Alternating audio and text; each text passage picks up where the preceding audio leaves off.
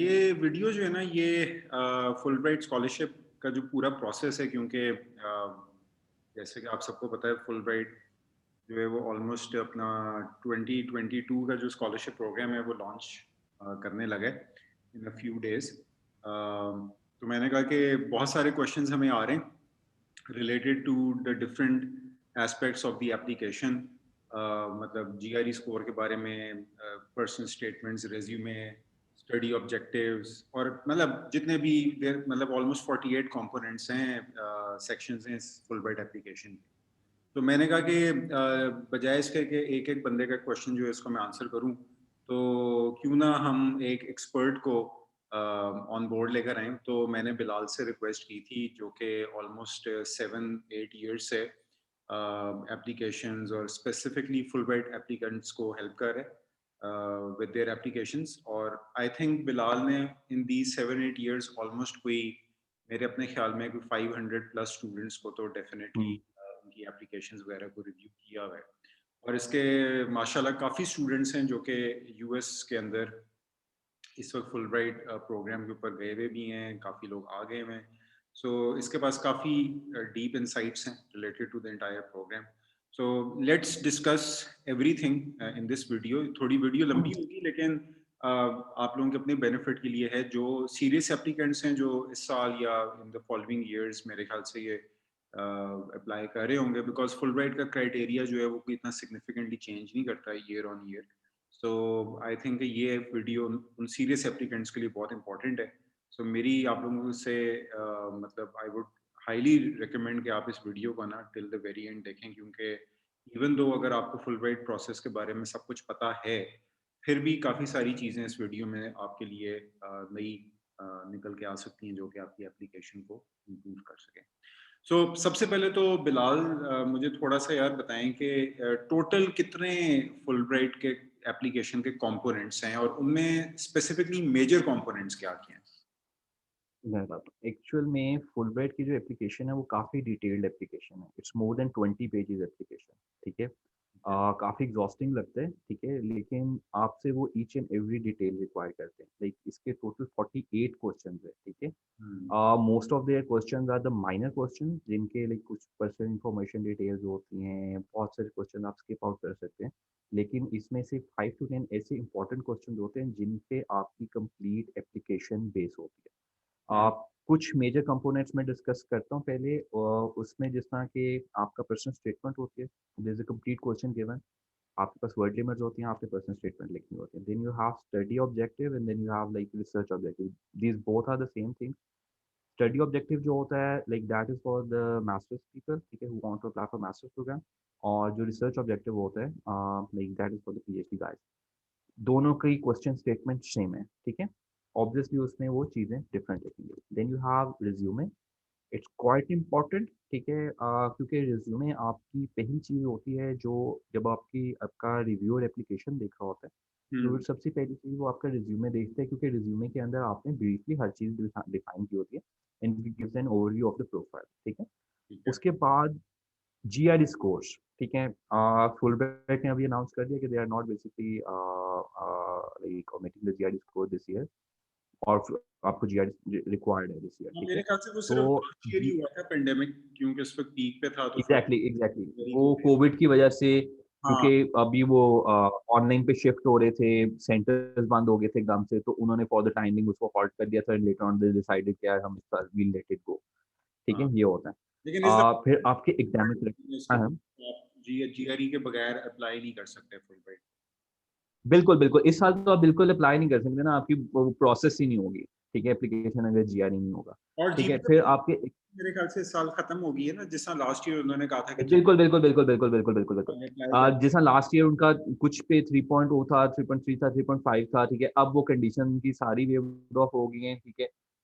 अगर किसी का बिलो 3 जीपीए भी है, तो वो भी इस साल अप्लाई कर सकता है, इर्रिस्पेक्टिव ऑफ द फैक्ट किस मेजर में वो अप्लाई कर रहा है, ठीक है। जीपीए कंडीशन भी नहीं है, ठीक है। और जीपीए कंडीशन से याद है कि आपकी जो एकेडमिक ट्रांसक्रिप्ट्स होते हैं, ये भी क्वाइट इंपॉर्टेंट होती हैं for the Fulbright application, ठीक है। फिर आपकी यूनिवर्सिटी शॉर्ट लिस्टिंग है। यूनिवर्सिटी शॉर्टलिस्टिंग आज से कोई 3-4 साल पहले it was considered pretty easy thing, ठीक है? लोग अपनी मर्ज़ी से टॉप रैंक यूनिवर्सिटीज़ लिख देते थे हम्म, और वो फुलब्राइट जो है ना, वो ठीक है, वो बाद में उसको डिसाइड करता था कि क्या है। हम्म, अब जो है ना फुलब्राइट आपसे प्रॉपर डिटेल्स माँगते हैं यूनिवर्सिटी शॉर्टलिस्टिंग की, तो अभी मैं इस पे बाद में आऊँगा because it's in the latter half of the application, ठीक है? तो इसमें हम बाद में डिस्कस करेंगे कि ये कितनी इम्पोर्टेंट होती है। ठीक है। So let me just start with the GRE thing, कि जीआरई कितना इम्पोर्टेंट है फुलब्राइट के लिए। GRE का एक तो उनकी मिनिमम रिक्वायरमेंट है, वो that is 138 for verbal and 136 for quant, but I haven't seen like anyone going on Fulbright with these scores, ठीक है? ये उनके बेस मिनिमम है, ठीक है? बट इस पे मैंने किसी को नहीं जाते देखा। हाँ, इससे थोड़ा-सा ऊपर मैंने देखे हुए हैं, आई हैव सीन मल्टीपल एप्लीकेशन, ये कि इससे थोड़ा-सा ऊपर पे गए नहीं हैं, लेकिन इस स्कोर पे नहीं गए, ठीक है फ्रेंड? वो मेरे ख्याल है वो फिर और जीआरई की होगा ना कि वो फिर वो जिस तरह बलूचिस्तान वाले लोग हैं, जो बिल्कुल, बिल्कुल, बिल्कुल, बिल्कुल। पाकिस्तान आपके एरिया। जिस ट्राइबल एरियाज़ के हैं, ठीक है? वॉर हिट एरियाज़ के जो आपके लोग हैं, उनको एक स्पेसिफिक प्रेफ़रेंस मिलती है फॉर दीज़ थिंग, ठीक है? उनकी बल्कि इवन एक्स्ट्रा परसेंटेजेस भी होते हैं if you are coming from those areas, तो वो आपको मिलते हैं, ठीक है? तो क्योंकि उनकी डेफिनिटली कंडीशन इस तरह की है कि वो like it will be really hard for them, ठीक है? कि वो इस तरह के टेस्ट के अंदर because it is totally new thing for them, तो हम्म, वो इसमें स्कोर कर सकें, ठीक है? तो उसपे वो उनको एक लेवरेज देते हैं, ठीक है?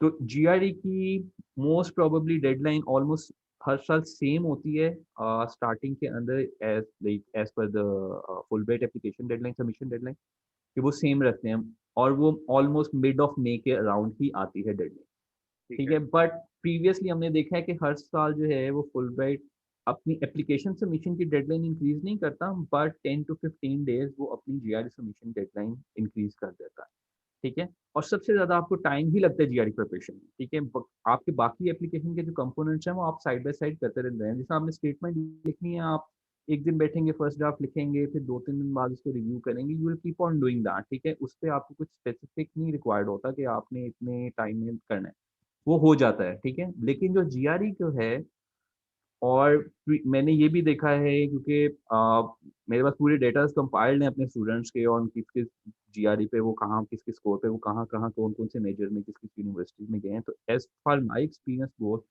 GRE is the most important thing when it comes to the Fulbright application. Even और मेरे ख्याल से अ, आपकी सर आवाज़ कटी है।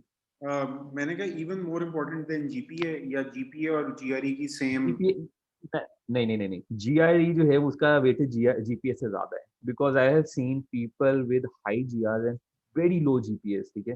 Getting into really great program, getting selected for the Fulbright and ending up in a really great school, ठीक है? बट यानी 4.0 जीपीएस के साथ, ठीक है? और जीआरई अच्छा नहीं था, ठीक है? रिजेक्ट। उस पे रिजेक्शन रही है। ठीक है? ये ऐसा हुआ हुआ है, ठीक है? तो इस वजह से जीआरई की जो है वो परसेंटेजेस एंड वेटेजेस बहुत ज़्यादा हैं when it comes to the Fulbright application. तो उस पे जो है स्टूडेंट्स को लाइक एक प्रॉपर टाइम मैनेज करके तो अपना एग्ज़ाम लेना चाहिए, ठीक है? ऐसे रैंडमली नहीं करना चाहिए। उसमें आपका स्कोर नहीं आएगा, फ़ायदा नहीं है, ठीक है? और बाय द टाइम, ठीक है, ये फुलब्राइट एप्लीकेशन बहुत ज़्यादा कॉम्पिटिटिव हो चुकी है।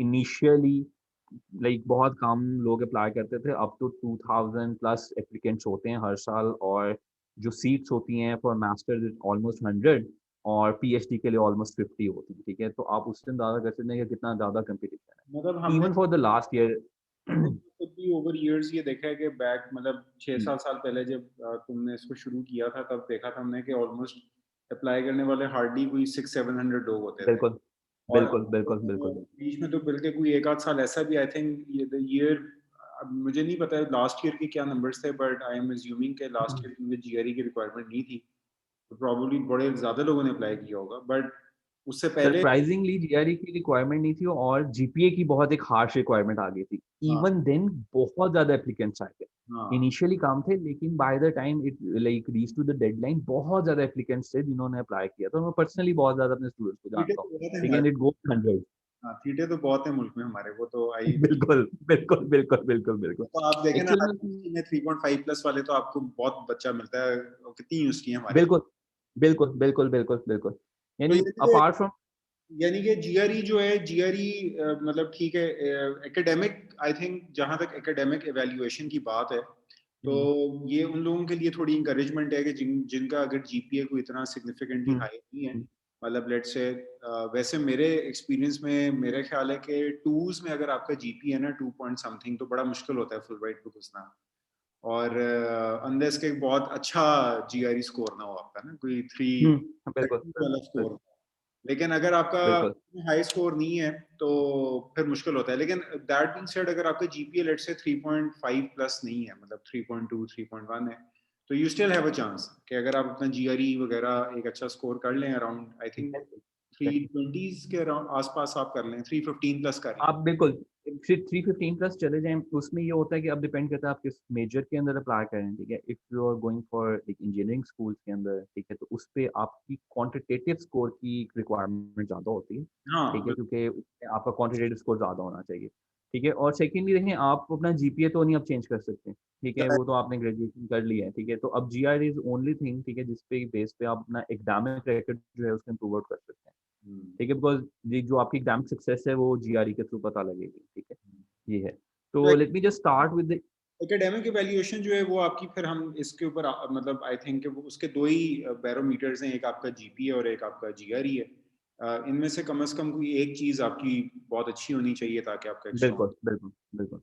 नहीं, इसमें ये है कि अगर आपका जीपीए बहुत अच्छा है ना, तो अब आपने उसको जस्टिफाई करना है with a good GRE score, ठीक है? कई दफ़ा होता है कि आपका जीपीए बहुत अच्छा है, लेकिन आपका जीआरई नहीं अच्छा आता, तो वो भी रिव्यूअर के ज़हन में वो एक डाउट आ जाता है कि हाउ कम दैट्स पॉसिबल कि if you have a 4.0 GPA and you are scoring GRE somewhere around 300, 305, तो वो फिर एक बहुत बड़ा एनोमली बन जाती है, तो वो ठीक है। और ठीक है? वही बात है कि अगर आप क्वांट क्वांट मेजर है आपका, यानी कि ऐसे प्रोग्राम में अप्लाई करें जहाँ पे हुँ, मैथ, हुँ, हुँ, वो तो वहाँ पे आइडियली आपका स्कोर 160 प्लस मैथ होना चाहिए।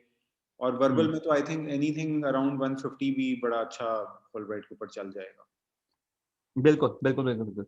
वर्बल के अंदर फुलब्राइट इतना ज़्यादा फ़ोकस नहीं होता, ठीक है? लेकिन क्वांट के अंदर वो बहुत ज़्यादा देख रहे होते हैं आपका स्कोर, लेकिन जिस ठीक तरह है? प्रोग्राम्स हैं, पब्लिक पॉलिसी, पब्लिक एडमिनिस्ट्रेशन वगैरह, ये भी बड़े हॉट प्रोग्राम्स हैं फुलब्राइट पे, तो इनमें ये मेरे कंटेंट इंटेंसिव प्रोग्राम्स हैं, सारे, इनमें भी क्वांट स्कोर चाहिए होगा आपको। बिल्कुल, ठीक है। ठीक है? तो इसमें यानी जिस तरह अगर आप आर्ट्स हैं, लिबरल आर्ट्स में जा रहे हैं, ठीक है? सोशल साइंसेज़ के प्रोग्राम में आते हैं, अब उसमें से कुछ प्रोग्राम्स ऐसे हैं, जिस तरह आप लैंग्वेजेज़ की साइड पे जा रहे हैं, ठीक है? तो उसमें आपका डेफ़िनिटली जीआरई का स्कोर इतना ज़्यादा रिक्वायर्ड नहीं होता है, बिकॉज़ आपने ये क्योंकि इसमें रिलेटिव है, ठीक है? इट्स नॉट कि वो उन्होंने एक मिनिमम बेंचमार्क सेट किया हुआ है कि यार इतना हमने करना है, ठीक है? उन्होंने हर फील्ड के अकॉर्डिंगली उन्होंने सिलेक्शन करनी होती है और वो मोस्टली हर फील्ड को ही कैटर आउट कर रहे होते हैं। ऐसा नहीं है कि वो खाली इंजीनियर्स रखेंगे, ऐसा नहीं है वो खाली आर्ट्स के स्टूडेंट्स रखेंगे, तो उन्होंने एक बैलेंस रखा होता है, ठीक है? मोस्टली ज़्यादा परसेंटेज इंजीनियर्स की होती है, ठीक है?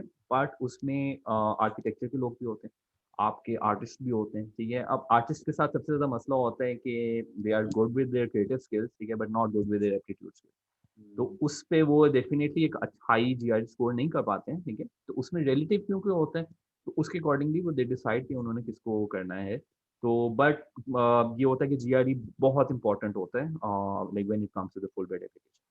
सर मैं अब आप इसको एक-एक क्वेश्चन के अकॉर्डिंगली मैं इसको आंसर आउट करता जाता हूँ ताकि एक-एक सेक्शन भी सारे हमारे साथ-साथ होते हैं। जीआरई तो पहला हमने इसका होता है कवर कर लिया। जीआरई का तो मेरे ख्याल में एक चीज और यहाँ पे ये ऐड कर देते हैं कि जीआरई का जो स्कोर है या जीआरई एग्जाम जो है आपने एप्लीकेशन डेडलाइन तक दिया होना चाहिए। वैसे हुँ, फुलब्राइट हुँ, जीआरई की भी आपको कई दफा एक्सटेंशन दे देता है, बट ये कोई गारंटी नहीं है कि आपको मिलेगी एक्सटेंशन या नहीं मिलेगी। मिलेगी। हाँ, रिस्क ना लिया जाए। आप अपनी तरफ से एक जीआरई अपने माइंड में रखें कि जो भी फुलब्राइट की डेडलाइन अनाउंस होती है, उस डेडलाइन से पहले पहले आपने अपना जीआरई एग्जाम दिया होना चाहिए। हुँ, बेशक हुँ, आप एक दिन पहले जाके अपना जीआरई दे दें, लेकिन आपने अपना जीआरई हुँ, एग्जाम हुँ, जो है वो हाँ, फुलब्राइट की डेडलाइन से पहले, और अगर आपको एक्सटेंशन मिल जाती है, लेट्स से, वैसे कोई गारंटी नहीं है, अगर मिल जाती है तो you can always reschedule your GRE by paying a very small fee. तो वो आप कर सकते हैं, लेकिन at least to be on the safe side आप अपनी फुलब्राइट डेडलाइन से पहले पहले अपना हुँ, जीआरई बुक कर लें। और जीआरई के ऊपर एफर्ट करें, मतलब you need to spend time on this, don't take it lightly. Even if you have a very good GPA, तब भी आपको जीआरई के ऊपर फोकस करना है। और अगर आप हुँ, क्वांट बेस्ड प्रोग्राम में अप्लाई कर रहे हैं तो you need a very good math score.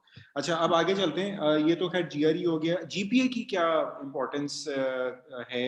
क्या इस पे मैटर करेगा? जिस तरह अगर मैं एग्जांपल्स कुछ पिछले सालों से दूं, वैसे तो तुमने मुझे एक बड़ा बता दिया कि जीपीए आपका 3.5 प्लस भी हो तो जीआरई तो फिर भी चाहिए। लेकिन मेरा एक आर्गुमेंट यहाँ पे बड़े लोग मैंने देखे हैं कि जैसा फुलब्राइट ने आखिरी साल किया था कि उन्होंने जो कट ऑफ लगा दिया वो 3.5 का लगा बिल्कुल। दिया। इससे ये इंप्रेशन लोगों में आ गया कि जो फुलब्राइट है ना वो सिर्फ 3.5 प्लस वालों को के लिए ही है। तो अगर हमारा 3.5 से जीपीए कम है तो we should not bother apply, और अगर 3 से कम है तो बिल्कुल भूल ही जाए। तो क्या हमें उन लोगों के लिए क्या तुम्हारी एडवाइस है कि जिनका जीपीए 3.5 से कम है या स्पेशली जिनका 3 से कम है, क्या उनको अप्लाई करना चाहिए या वो अप्लाई करते हुए बिल्कुल मतलब सर बिल्कुल करना चाहिए। उसकी वजह ये कि फुलब्राइट जो है it's a cultural exchange program, ठीक है? एजुकेशनल नहीं है। एजुकेशनल होता फिर तो कट ऑफ समझ आता है कि कट ऑफ लग गया तो उसके बाद तो like there is no room for application, आप तो अप्लाई ना करो, कट ठीक ऑफ है? 38 साल क्यों लगाया?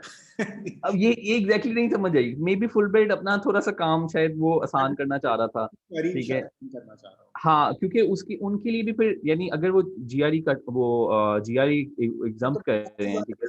और अगर फर्ज करो जीपीए का भी कट ऑफ ना होता। हाँ, फिर उनके पास बहुत ज़्यादा एप्लीकेशंस आ जाएँगी। फिर तो देखिए ना लाइक एवरीवन विल अप्लाई, ठीक है?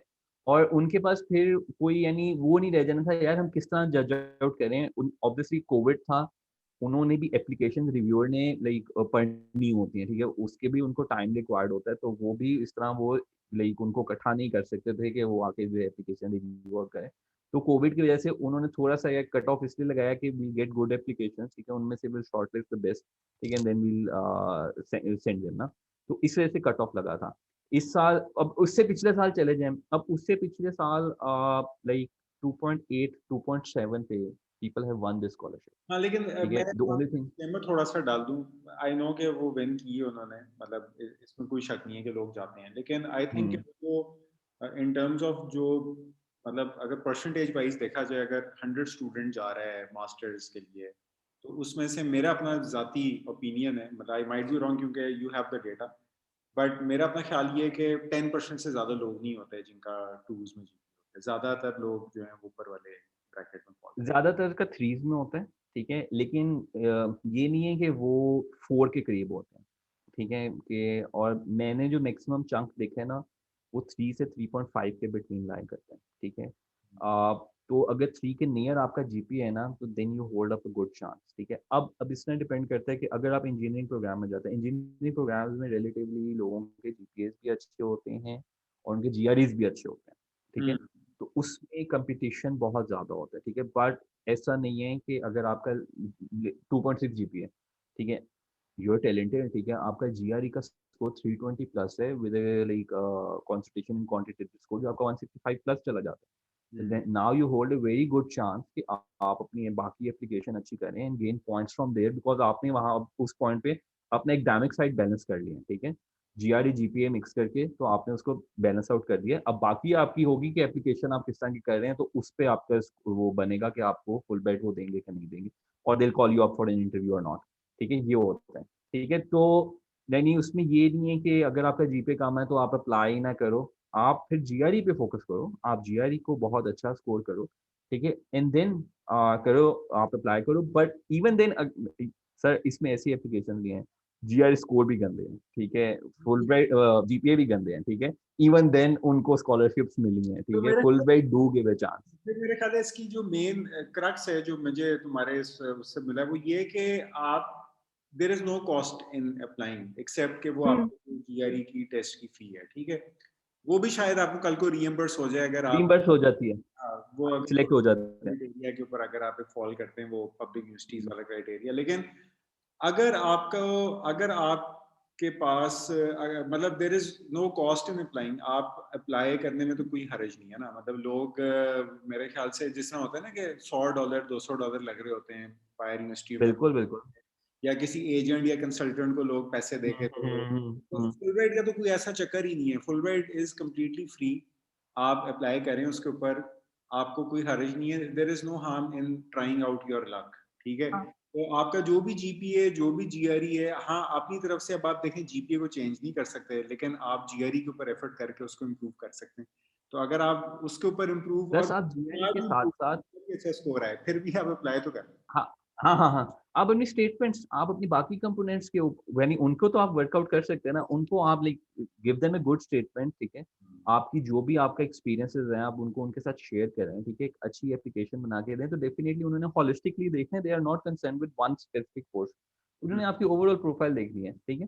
तो आपका जो भी आपका एकेडमिक क्रेडेंशियल्स हैं, डू अप्लाई, ठीक है? इवन अगर कोई लाइक जैसे कि जी वो बच्चा मेहनत करता है, जीआरई का उसको नहीं अच्छा आता, अक्सर हमने देखा है कि ऐसा हो जाता है। इवन देन अप्लाई, अप्लाई करें, you never know, they might call you up for an interview, ठीक है? Maybe you are applying for such a field कि उनके पास उस कैलिबर की एप्लीकेशन नहीं आई है, they are like really touched by your application और वो आपको बुला लेंगे इंटरव्यू के लिए and then will they will decide, ठीक है? ठीक तो है। आप अप्लाई एप्लीकेशन ज़रूर फाइल करें। हाँ, रिगार्डलेस जो भी आपकी कंडीशन है, बस अगर एग्ज़ैक्टली, आप एग्ज़ैक्टली। अप्लाई ज़रूर करें। अच्छा, दूसरा जीपीए भी तुमने डिस्कस कर लिया, जीआरई भी डिस्कस कर लिया, 2 कंपोनेंट्स तो हमने मेजर डिस्कस कर लिया। अब मेरा हुँ, अगले कंपोनेंट पे मूव करने से पहले एक और क्वेश्चन ये है कि वर्क एक्सपीरियंस कितना इम्पोर्टेंट है? बहुत मैटर करता है। उसकी रीज़न बीइंग कि कुछ प्रोग्राम्स के अंदर तो दे हैव एक मिनिमम रिक्वायरमेंट। आप एमबीए के लिए अप्लाई करें, आप पब्लिक पॉलिसी के लिए अप्लाई करें, पब्लिक एडमिन के लिए अप्लाई करें, उसकी मिनिमम रिक्वायरमेंट है वर्क एक्सपीरियंस की। अगर आपके पास इतना वर्क एक्सपीरियंस नहीं है तो यू कांट अप्लाई, हुँ, ठीक है? तो वर्क एक्सपीरियंस बहुत ज़्यादा इंपॉर्टेंट मैटर करता है क्योंकि वर्क एक्सपीरियंस ही एक प्रैक्टिकल नॉलेज आता है, ठीक है? जो कि आप लेटर ऑन अपनी एप्लीकेशन के अंदर शो कर सकते हैं हुँ, कि व्हाटएवर यू लर्न्ड आपने उसको किस तरह अप्लाई किया, ठीक है? तो वो वर्क एक्सपीरियंस ही आ सकते हैं। फिर सेकेंडली आपके जो लेटर ऑफ रिकमेंडेशन है, उसमें भी फुल ब्राइट से कि one should be academic, one should be professional, ठीक है? एंड थर्ड तीसरे के अंदर they give you a choice कि either that can be academic और प्रोफेशनल, ठीक है? तो वो भी वहाँ से जो आपको एंडोर्समेंट मिलनी है, फुलब्राइट की यानी वर्क एक्सपीरियंस के आप इस तरह दावा करें कि अगर ये इम्पोर्टेंट ना होता तो फुलब्राइट आपको कभी भी वहाँ पे ये कंडीशन ना लगाता। वो हुँ, दिल से कि यार सर कोई भी आप 3 रिकमेंडेशन लेटर लें, तो उन्होंने वहाँ पे कोई कंडीशन गिवन की है, हुँ, ठीक है? सेकंडली वर्क एक्सपीरियंस से आपका लाइक बहुत सारे बच्चे ऐसे होते हैं इंजीनियर्स हैं, ठीक है? आप और मैनेजमेंट साइड की जॉब कर रहे होंगे, ठीक है? So from the work experience they can base their application, ठीक है? कि एप्लीकेशन की जो स्टोरी लाइन है अगर उनको अपनी फील्ड शिफ्ट करनी है तो वो वर्क एक्सपीरियंस की बेस पे कर सकते हैं। अगर सिर्फ लाइक जैसे फ्रेश ग्रेजुएट है, एक्सपीरियंस नहीं है, ठीक है? दे आर नॉट एक्सपोज्ड, ठीक है? तो उसका एक कंपैरिजन उस बंदे से कि जिसके पास 2-3 साल का वर्क एक्सपीरियंस है, वो नहीं बनता क्योंकि वर्क एक्सपीरियंस वाले ने प्रैक्टिकल नॉलेज ली है, उसने उसकी इम्प्लीकेशन की है अपने नॉलेज की और उसके बाद ही इज़ बेसिकली अप्लाइंग। तो उसकी एक नॉलेज उसकी एप्लीकेशन का एक वेटेज है, वर्क एक्सपीरियंस का वेटेज है इसके अंदर, तो वो तो there is no doubt on it.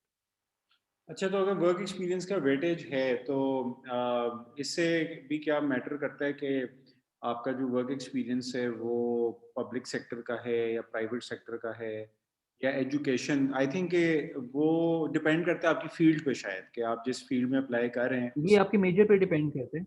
हुँ। मजे पे डिपेंड करता है। जिस ठीक तरह अब पब्लिक पॉलिसी में बड़ा ये कंसिडर किया जाता है कि जी अगर आप गवर्नमेंट ऑफिशियल हैं, तो आपको प्रेफ़रेंस मिलेगी। लेकिन मैंने मल्टीपल कैंडिडेट्स देखे हैं, वो प्राइवेट सेक्टर में काम कर रहे हैं, डेवलपमेंट सेक्टर में काम कर रहे हैं, ठीक है? और वो पब्लिक पॉलिसी, पब्लिक एडमिन के मेजर में जाते हैं। ठीक है। तो बेसिकली ये कि मतलब फ्रेश ग्रेजुएट्स जो हैं वो भी कर मतलब हो रहा होता है उनका, लेकिन ज़ाहिर है कि मतलब अगर वर्क एक्सपीरियंस हो तो हुँ, वो हुँ। प्लस पॉइंट है आपके लिए। ठीक है। बिल्कुल, अच्छा, बिल्कुल, बिल्कुल। अब आगे आगे एक और मेरा सवाल है, ये भी एक बड़ा लोगों का क्वेश्चन होता है जी, सिर्फ लंप से ये बच्चे रखते हैं फुलब्राइट वाले?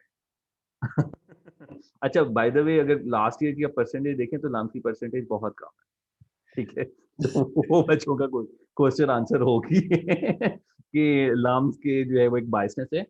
हाँ, आज से 7-8 साल पहले शायद इस चीज़ पे थी, बायसनेस थी क्योंकि मैंने उसकी 2-3 वजह साल ये पहले तक भी थी बायस। नहीं, नहीं, नहीं, नहीं 2-3 साल पहले तक नहीं थी, 2-3 साल पहले तक तो ये एग्रीकल्चर यूनिवर्सिटी फैसलाबाद वाले बहुत ज़्यादा गए थे, बहुत ज़्यादा गए। तो ठीक है? बेसिकली तो वो वो बायसेस खत्म हो गई है या कम हो गई है? चलो हम खत्म हो गई है। हाँ, हाँ, वो खत्म हो गई। वही बहुत ये उसमें भी जो कॉम्पिटिटिव कैंडिडेट्स हैं सिर्फ़ वो अब जा रहे हैं, ठीक है? वो पहले थी, वो यानी 7-8 साल पहले की थी जब लोग ही बहुत कम अप्लाई करते थे। तो उसमें क्योंकि लाम्स वाले अप्लाई करते थे लाम्स खाली लाम्स नहीं, लाम्स हो गया, जीकी हो गया, फास्ट हो गया, नास्ट हो गया, ये लोग अप्लाई करते थे, इनको प्रेफ़रेंस मिल जाती थी। ये होता था सिर्फ़, ठीक है? क्योंकि एप्लीकेशन भी अच्छी कर लेते थे। चलो ये एक अच्छी चीज़ होगी, क्योंकि कुछ साल पहले तक तो यही होता था कि लम्स वाले बहुत ज़्यादा होते थे तो बाकी नहीं, बेचारे नहीं, नहीं, नहीं, अब वो जो एक लोगों का परसेप्शन है कि लाम्स डोमिनेट करता है इधर, वो नहीं है, वो दैट्स नॉट द केस। ऐसा नहीं है, ठीक है। अच्छा, उसके बाद अगला मेरा क्वेश्चन ये है कि रेज़्यूमे पे मेरे ख़्याल है बात करते हैं कि रेज़्यूमे लोग जो हाँ, रिज़्यूमे पे। तो इतना सीरियसली नहीं लेते, बल्कि वो कहते हैं जी वो जो हमने जॉब पे अप्लाई करने के बिल्कुल। रेज़्यूमे बनाया था ना, हम वही रेज़्यूमे छाप देते हैं अपनी फुलब्राइट की एप्लीकेशन में। तो रेज़्यूमे हाँ, फुलब्राइट की क्या रिक्वायरमेंट है, या अगर नहीं भी है रिक्वायरमेंट तो किस तरह का, क्या मेन फीचर्स हैं जो कि रेज़्यूमे में कवर होने चाहिए? अच्छा सर रिज़्यूमे के अंदर ना एक तो पहली बात लाइक अपनी तस्वीर ना लगाइए, ठीक है? आप तस्वीर लगा के सिर्फ़ जो है अपनी जगह ज़ाया करते हैं, ठीक है? You are in a professional world वहाँ पे वो आपकी तस्वीर से ज़्यादा आपके काम पे फ़ोकस है, ठीक जी, है? तो जब भी आप अपनी जो भी जॉब टाइटल लिखते हैं ना, तो खाली जॉब टाइटल अच्छा होने से या फैंसी होने से किसी को कुछ नहीं पता लगता आपने क्या किया, ठीक है? ठीक तो उसके नीचे आपने फैक्ट्स एंड फिगर्स लिखने हैं, लाइक कितने बंदों की आप टीम मैनेज कर रहे हैं। आप किस लीड रोल में हैं, ठीक है? आपकी क्योंकि कई दफ़ा लाइक आप सेम कंपनी में प्रमोट होते हैं, तो हर उस पे आपका डेज़िग्नेशन पे आपकी क्या अचीवमेंट्स हैं, ठीक है? आप फाइनेंशियली आप कितना लाइक वॉल्यूम हैंडल कर रहे होते हैं, ठीक है? वो सारी चीज़ें आपने देखनी होती हैं। फिर आपने ये बताना होता है कि आपके मेबी आपने कोई प्रोजेक्ट लीड किया हो, उससे कंपनी को क्या बेनिफिट मिला फाइनेंशियल टर्म्स में, परसेंटेज वाइज़, ये आपने क्योंकि ये बहुत कॉन्क्रीट चीज़ें होती हैं। ये आप लिखेंगे तो अगला भी जब पढ़ेगा तो उसको समझ आएगी कि हाँ, like this person has done something, ठीक है? तो ये चीज़ें बहुत इम्पोर्टेंट होती हैं। और resume being the first impression of yours, ठीक है?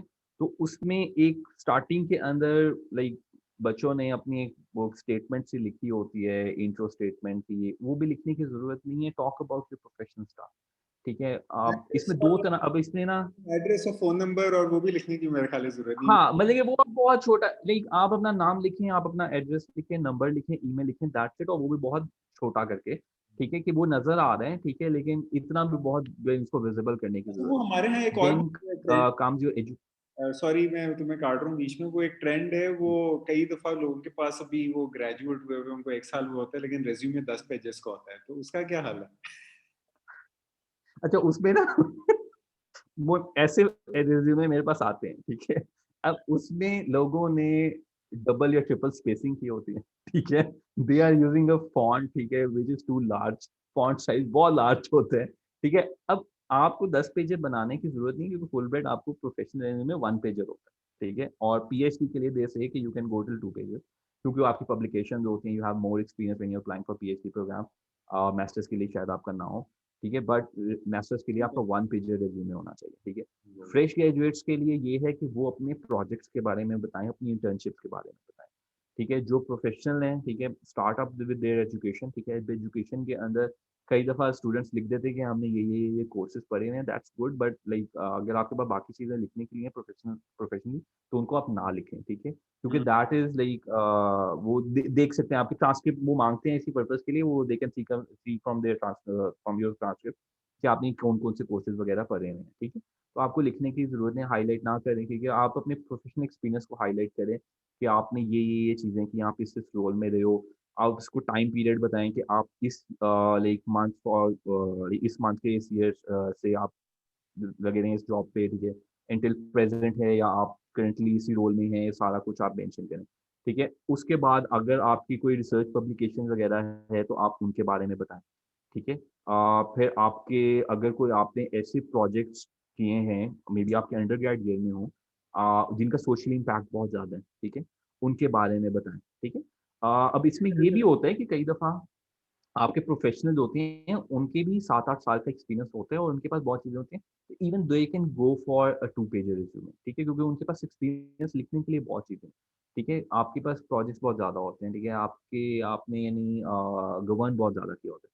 तो आप लिख लें वो चीज़ें सारी कुछ, ठीक है? फिर एक्स्ट्रा करिकुलर लाज़मी लिखें, ठीक है? उसमें आप बताएँ क्योंकि नो वन वांट्स कि यार टोटली एक प्रोफेशनल बंदा है और उसकी ज़िंदगी में बस अपने प्रोफ़ेशन के अलावा कोई चीज़ नहीं है, एक्स्ट्रा करिकुलर्स भी होने चाहिए, ठीक है? तो extra curriculars can very it's not necessary that they can come from very recent experience. आपके पुराने भी वॉलंटियर एक्सपीरियंसेस होते हैं, आप मेंशन करें, आपके क्लब मेंबरशिप होते हैं, आप उनको मेंशन करें, ठीक है? फिर आप अपने इंटरेस्ट बताएँ, ठीक है? ये सारी चीज़ें ये रिज़्यूमे में आती हैं, ठीक है? But the most important thing is whatever you mention, ठीक है? जो भी आपका टाइटल हो, उसके नीचे उसका एक 1-2 लाइनर लाज़मी लाइक आपकी रिसर्च पब्लिकेशन है, उसका आप टाइटल तो लिखेंगे, अब उसकी आपकी फाइंडिंग वगैरह क्या थी, वो भी आप 1-2 लाइनर आप लिख सकते हैं उसमें, ठीक है? आपका प्रोफेशनल एक्सपीरियंस है, उसकी डेज़िग्नेशन के अंदर आप पूरा बताएँ कि आप 2-3 बुलेट्स उसमें लिखें, मिनिमम 2-3 लिखें मैक्सिमम आपके जो अगर आपके पास हैं ऐसी चीज़ें आप लिख सकते हैं, तो उसमें आप 7-8 बुलेट्स तक जाएँ, ठीक है? उसमें एक-एक चीज़ बताएँ कि आपने इस रोल में ये चीज़ें की हैं, ठीक है? उसका ये इम्पैक्ट आया है, ये परसेंटेजेस थी, सारा कुछ लिखें और कॉन्क्रीट होना चाहिए। जेनेरिकली बातें नहीं करनी, जेनेरिकली करेंगे तो वो कोई भी वो उसको फिर स्किप कर देते हैं लोग, ठीक है? वो रिव्यूअर पढ़ेगा ही नहीं डिटेल में, अच्छा यार इसने क्या किया, इसने ये चीज़ें की, ठीक है? तो resume being the most important thing, तो आपने इसको प्रॉपर प्रोफेशनल वे में प्रॉपर इसकी फॉर्मेटिंग होनी चाहिए। आप ये नहीं कि कोई चीज़ वहाँ जा रही है, कोई चीज़ वहाँ जा रही है, ठीक है?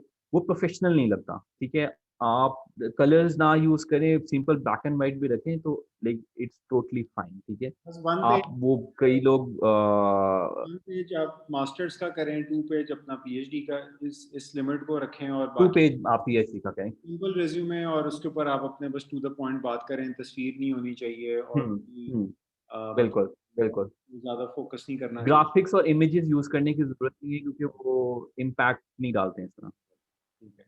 अच्छा, रिज्यूमे के ऊपर हो गया, अब आ जाएँ जी पर्सनल स्टेटमेंट और स्टडी रिसर्च ऑब्जेक्टिव्स, जो कि बहुत ज़्यादा लोगों की।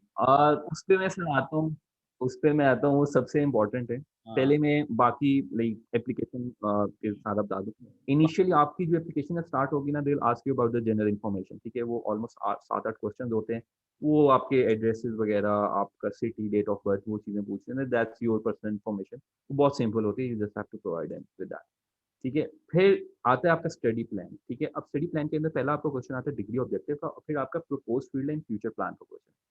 प्रपोज्ड फील्ड और फ्यूचर प्लान का क्वेश्चन आप स्टार्टिंग में अटेम्प्ट ना करें अनलेस और अनटिल आपने पर्सनल स्टेटमेंट और स्टडी ऑब्जेक्टिव अटेम्प्ट नहीं कर लिया, ठीक है। क्योंकि it's directly related to that. कई दफ़ा मैंने देखे हैं स्टूडेंट्स अपनी एप्लीकेशन में क्योंकि वो एक फ्लो में चल रहे होते हैं, तो वो ये अटेम्प्ट कर लेते हैं, ठीक है? और बाद में उनकी एप्लीकेशन के अंदर ऐसी चीज़ें लिखी होती हैं जो इससे नेगेट कर रही होती हैं, जो कि बहुत बैड इंप्रेशन जाता है, ठीक है? एक रिव्यूअर पे, ठीक है? तो इसलिए पहले आप अपनी स्टडी ऑब्जेक्टिव और पर्सनल स्टेटमेंट लिखें और उसके बाद come to this question because they will be derived from your statements, ठीक है? देन कम्स योर एजुकेशन, ठीक है? आपका अच्छा अब ओए लेवल या मैट्रिकुलेशन या एफएससी लिखने की ज़रूरत नहीं है, come straight to the undergrad years. ठीक है। अब अंडरग्रेड ईयर्स में कुछ लोगों के एक्सचेंज सेमेस्टर्स होते हैं, ठीक है? सो डू मेंशन दोज़, ठीक है? कि आपका इस पर्टिकुलर ईयर में आप जो है वो इस यूनिवर्सिटी में गए हैं, वो आप डिटेल्स मेंशन करें। जो पीएचडी के लिए अप्लाई कर रहे होते हैं, कई लोगों की ऑलरेडी मास्टर्स डिग्री होती हैं, ठीक है? कई लोगों की इवन ड्यूल मास्टर्स डिग्री होती है, तो वो उनका बारे में बताएँ, तो ठीक है? ओए फिर आपके पास list like there is a question ओए लेवल की ले डिग्री। ओ लेवल लिखने की ज़रूरत नहीं है, क्योंकि you have gone to the नहीं, नहीं, नहीं। वो दे से कि आप ए लेवल अटैच कर सकते हो बट इट्स नॉट रिक्वायर्ड, ठीक है? उस पे वो आपको नहीं देख रहे होते हैं, जज वो नहीं आपका करेंगे, अंडरग्रेड ईयर से देख रहे होते जज नहीं करेंगे उसको। हैं। ठीक है, फिर आपका हाँ, नेक्स्ट क्वेश्चन आता है लिस्ट स्कॉलरशिप, ठीक है? कई लोगों को मिली होती है, अब इसमें फाइनेंशियल बेस्ड भी होती है, नीड बेस्ड भी होती है, आपकी मेरिट स्कॉलरशिप भी होती है। आपकी जो स्कॉलरशिप्स हैं, वो आपके पास यहाँ पे वर्ड लिमिट गिवन होती है, 70 टू 75 वर्ड्स की वर्ड लिमिट गिवन है। तो आप उसमें जो है वो डिस्कस करें, अगर नहीं है तो just write not applicable and move to the next, अच्छा, ठीक यानी है? कि ये ये ज़रूरी नहीं है कि मेरे पास स्कॉलरशिप नहीं है। अगर आपको अदर स्कॉलरशिप कोई मिली भी है, तो वो मेंशन करनी चाहिए आपको। हुँ, बिल्कुल, बिल्कुल मेंशन करनी चाहिए क्योंकि यानी ये आपकी बताता है कि like how good you are, ठीक है? कि आपको ऑलरेडी स्कॉलरशिप मिल चुकी हैं, ठीक है? बट अगर नहीं भी है तो घबराना नहीं है इसमें कि अगर नहीं है तो मैं क्या करूँ, ठीक है? तो आप सिर्फ नॉट एप्लीकेबल लिख दें, बस उसको ब्लैंक छोड़ दें, कोई इश्यू नहीं है उसमें, ठीक है? फिर आपके एकेडमिक ऑनर्स होते हैं, ठीक है? Let's just say you have topped in the board exam, do mention that, ठीक है? आपकी बहुत सारी इसमें एकेडमिक ऑनर्स होते हैं, जैसा आपका अगर हाई जीपीए है, ठीक है, तो आप डीन ऑनर लिस्टेड बन जाते हैं, ठीक है, या डीन्स अवार्ड होते हैं, ठीक है, मल्टीपल आपके अवार्ड्स होते हैं, तो उसमें आप लाज़मी मेंशन करें आपको जो भी अवार्ड है, but start with the latest, ठीक है, अपने लेटेस्ट से मूव करें, ठीक है, downwards toward like whatever your oldest is. अब हो सकता है आपके अवार्ड ज़्यादा हों, ठीक है, और आपके पास स्पेस कम हो, तो उसमें फिर you choose out the best possible awards जिनका इम्पैक्ट ज़्यादा हो, ठीक है, उनके आप कर लेते हैं। फिर आपकी like list books and articles होते हैं, ठीक है, आपने वो बताने होते हैं। अगेन इसमें भी बहुत सारे लोगों के नहीं होते, बहुत सारे लोगों का कोई आर्टिकल नहीं है, बहुत सारे लोगों की कोई बुक्स नहीं पब्लिश, ठीक है, तो इट्स टोटली फाइन, ठीक है, आप उसको कर सकते हैं, ब्लैंक छोड़ ठीक दें। है। फिर आपका जो है बिल्कुल, ठीक है, फिर आपका जो है लिस्ट प्रोफेशनल सोसाइटी। अच्छा, अब प्रोफेशनल सोसाइटीज़ आर क्लब्स, ठीक है, जिस तरह आपके प्रोफेशनल वर्ल्ड के अंदर आपके कुछ ग्रुप्स होते हैं, आपने वो जॉइन अप किए होते हैं। तो प्रोफेशनल सोसाइटीज़ में वो आते हैं, ठीक है? आपके वो लाइक अंडर ग्रेड ईयर्स वाली वो सोसाइटीज़ वगैरह नहीं होती हैं। इसमें वंस यू आर ग्रेजुएटेड तो these are the professional club, ठीक है? जिनकी एक प्रॉपर मैनेजमेंट होती है, ठीक है? इनके प्रॉपर फाइनेंसेस होते हैं, सारा कुछ होता है। तो they come under this example thing, दो ना, ठीक है? तो आप उसमें कर लें। इस दोस्तों बताओ, हाँ, सॉरी? कोई एग्जाम्पल है मतलब जैसा एल्यूमिनाई लायंस क्लब है, ठीक है? आपकी एल्यूमिनाई का होता है, ठीक है? इस तरह की होती हैं, ठीक है? जैसा अब सिविल सर्वेंट्स हैं, उनका सिविल सर्वेंट्स का आपस में एक क्लब होता है, ठीक है? इस तरह की आप चीज़ें मेंशन आउट करते हैं, ठीक है? आपका अगर कोई बैडमिंटन स्पोर्ट्स रिलेटेड क्लब है, ठीक है? It's if it's professionally done, ठीक है? आप उसको मेंशन आउट कर सकते हैं यहाँ पे, ठीक है? तो इट्स टोटली फाइन, ठीक है? टीचिंग एक्सपीरियंस अगर आपका है डेफ़िनेटली मेंशन करें क्योंकि इसकी काफ़ी इम्पोर्टेंस होती है। टीचिंग एक्सपीरियंस जो होता है वो आपको later on when you are like in the university उस पे भी आपको हेल्प आउट करता है कि आप इसी टीचिंग एक्सपीरियंस के बेस पे अगर आप किसी प्रोफ़ेसर को बताते हैं, तो वहाँ पे भी आपको आरएशिप या टीएशिप मिल जाती है, ठीक है? तो टीचिंग एक्सपीरियंस मैटर करता है। अब टीचिंग एक्सपीरियंस में अगर आप टीए रहे हैं, ठीक है? या आप फ्रीलांस करते रहे हैं, ठीक है? आप फ्रीलांस पढ़ाते हैं, there are some specific grades जिनको आप पढ़ा रहे हैं। तो डोंट मेंशन दोज़ थिंग्स, ठीक है? Because like it's proper experience फिर आप उसको करो। फिर आपका रिसर्च आता है, ठीक है? The 20th question is the research, ठीक है? अगर आपने कोई पेपर किया है, कोई रिसर्च किया है, ठीक है? और उसपे आपकी प्रॉपर डेटा कलेक्शन हुई है, ठीक है? आप उसको मेंशन करें, ठीक है? इसमें बच्चों का अक्सर सवाल होता है कि रिसर्च के अंदर हम अपने नॉन पब्लिश्ड पेपर मेंशन कर सकते हैं? बिल्कुल कर सकते हैं। ठीक है? इसमें ज़रूरी नहीं होता कि आपके पब्लिश पेपर हैं, नॉन पब्लिश पेपर भी आपके रिसर्च में दे आर इक्विवेलेंटली गुड, ठीक है? तो आप उनको मेंशन कर सकते हैं, ठीक है? बस उसके बारे में आप डिटेल्स लिख लें, ठीक है? कि आपका लाइक टाइटल क्या था, आप किनके साथ कर रहे थे और from like when to when you have done it, ठीक है? आप उसको कर सकते हो। फिर आपका ऑक्यूपेशनल एक्सपीरियंस आ जाता है, ठीक है? अब यहाँ पे जो ऑक्यूपेशनल एक्सपीरियंस होता है, यहाँ पे वो आपसे ज़्यादा डिटेल्स नहीं माँगते हैं, ठीक है? सिर्फ़ आपसे टाइटल पूछ लेते हैं, ठीक है? आपकी ऑर्गनाइज़ेशन पूछ लेते हैं, आपकी स्टार्ट डेट और एंड डेट पूछ लेते हैं, ठीक है? अगर तो आपका experience like it's still going on, ठीक है? अभी वो आपका ख़त्म नहीं हुआ हुआ, ठीक है? तो आप जो है वहाँ पे लाइक अ, बेशक प्रेज़ेंट डेट डाल दें, बेशक कुछ फ्यूचर की डेट डाल दें, वो मैटर नहीं करता क्योंकि that's understandable from your resume, ठीक है? You still working. A, professionalism से मुझे याद आया बहुत सारे जो आपके गवर्नमेंट एम्प्लॉइज़ होते हैं, उनका ये क्वेश्चन होता है कि सर हमें एनओसी तो नहीं रिक्वायर्ड, एप्लीकेशन फाइल करने के लिए कोई एनओसी नहीं रिक्वायर्ड होता, ठीक है? तो कई दफ़ा गवर्नमेंट सर्वेंट्स इस वजह से भी अपनी एप्लीकेशन फाइल नहीं करते कि वो कहते हैं कि सर हमें एनओसी लाइक रिक्वायर्ड होगा तो हम जॉब भी वो भी हमारा है, वो भी लाइक हमारा वो भी मसला पड़ेगा, ठीक है? और इधर से स्कॉलरशिप ना मिली तो ये भी एक बड़ा मसला होगा। तो आपको एनओसी नहीं रिक्वायर्ड होता when you are applying for application, ठीक है? So go for it. फिर आती है आपकी लैंग्वेज स्किल्स, ठीक है? अब यहाँ पे लाइक क्योंकि हर प्रोविंस में एक लैंग्वेज बोली जाती है different from the normal mother language, ठीक है? उर्दू। उर्दू भी मेंशन करें, इंग्लिश मेंशन करें, ठीक है? अगर आप पंजाब में हैं तो मोस्टली पंजाबी लोगों को आती है, ठीक है? आप वो मेंशन करें, आप सिंध में आप सिंधी मेंशन कर लें, ठीक है? आप खैबर पख्तूनख्वा में आप पश्तो आप कोई और लैंग्वेज आती है लाइक कुछ लोगों ने कोर्स लिए होते हैं फ्रेंच के, अरबिक के, जर्मन के, डू मेंशन दैट, ठीक है? आपने बताना होता है, ठीक है? और like it's a good thing कि अगर आपको मल्टीपल लैंग्वेजेस आती हैं ना, तो it shows a different cultural aspect of yours कि आपको आप डिफरेंट जगहों पे आप फिरते रहे हैं, आपको लोगों से कम्युनिकेट करने में आपको मुश्किल नहीं होती है अपनी एरियाज़ में, तो आप इस चीज़ को इनकॉर्पोरेट करते हैं जल्दी, ठीक है? तो आप लाज़मी लिखें। बहुत सारे लोग सिर्फ़ इंग्लिश और उर्दू मेंशन करके ना इसको छोड़ देते हैं। छोड़ नहीं, दें। आपको जो भी आती है आप उसको मेंशन करिए, बस उसका लेवल आप बता दें कि आप गुड हैं, एक्सीलेंट हैं, पुअर हैं, जो भी हैं आप उसमें मेंशन करें। ठीक है। फिर आपका नेक्स्ट क्वेश्चन आता है एग्ज़ामिनेशन रिज़ल्ट्स का। इसमें वो आपसे पूछते हैं टोफल, आईएलटीएस, जीमाट, जीआरई आपने जो भी दिया होता है, ठीक है?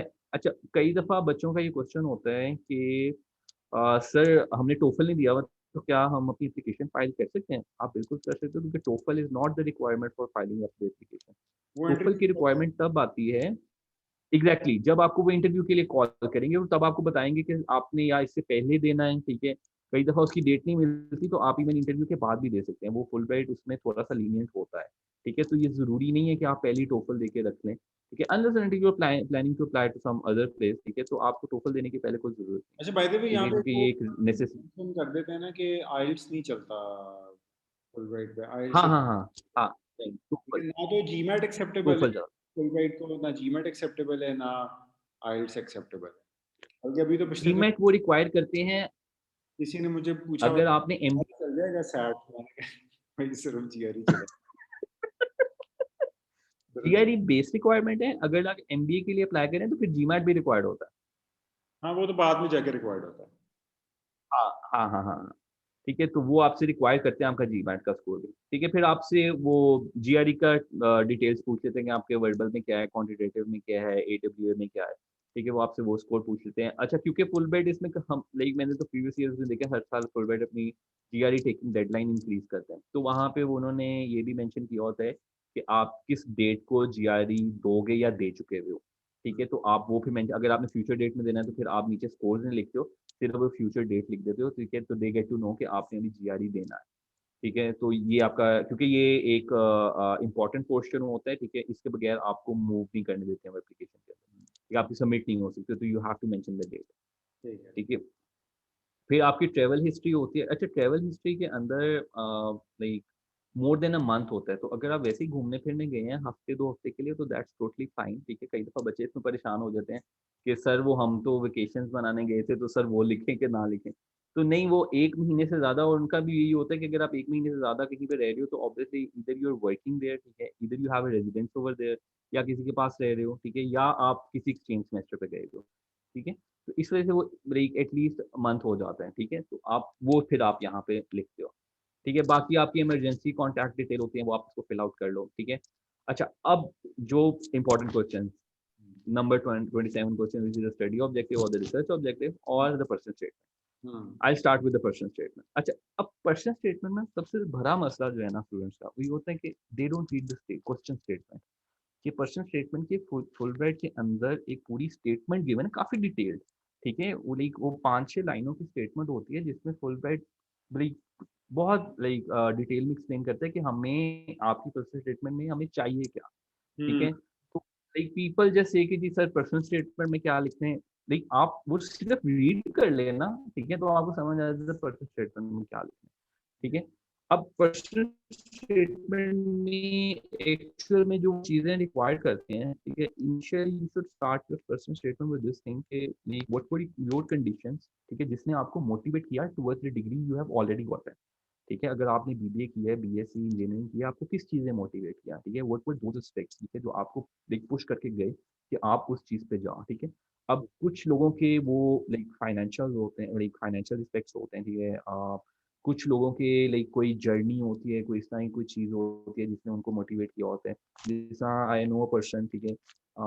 जिसको वो गया वो उसमें था बायोटेक में था, ठीक है? अब उसका ये था कि like the person like how he got motivated was कि वो रिसर्च साइट पे था, कि उसके जो लाइक कुछ उसके फैमिली रिलेटिव थे, he got a very viral disease, ठीक है? जिसका कोई इलाज नहीं था, ठीक है?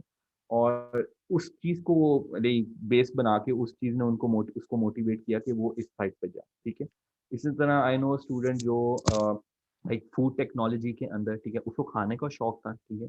Like he did a program, ठीक है? Related to like food technology और मैनेजमेंट साइड का इस तरह एक प्रोग्राम था, उसने उसने एडमिशन लिया था, तो उसने उसको बेस बनाया था, ठीक है? तो इस तरह आपको बताना होता है कि आप जो करंट डिग्री आपने की हुई है, उसको क्या था?